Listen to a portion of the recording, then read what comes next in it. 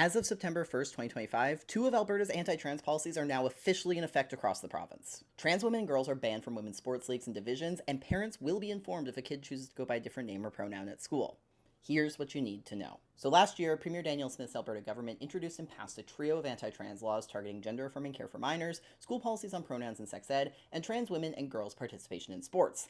And two of the three of those laws officially went into effect this week. The Fairness and Safety in Sport Act requires any women's league, class, or division to consist only of participants who are assigned female at birth. And each school or college or university or sports organization is required to develop a process for confirming that all of their players were assigned female at birth. And that means that trans women and girls will be barred from competing in any women's division of collegiate, school, or amateur sports in the province. This week, the Edmonton Public School District confirmed that schools will be sending home forms for parents or guardians to confirm that the birth certificate of any girl who wants to participate in a competitive sport reads female.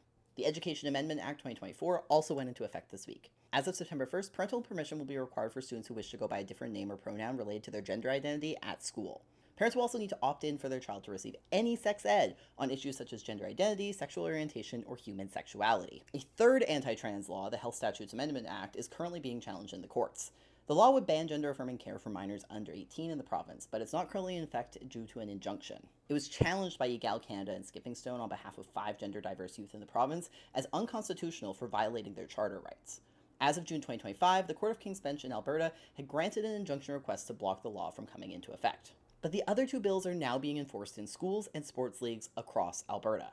And it's going to open up a whole can of worms for how they are enforced, particularly when it comes to monitoring and policing the gender of student and amateur athletes. And while Saskatchewan and New Brunswick have introduced versions of the school pronoun policy, with New Brunswick's being rolled back following a change in government, this week marks the first explicit anti-trans sports policy going into effect at the provincial level in Canada.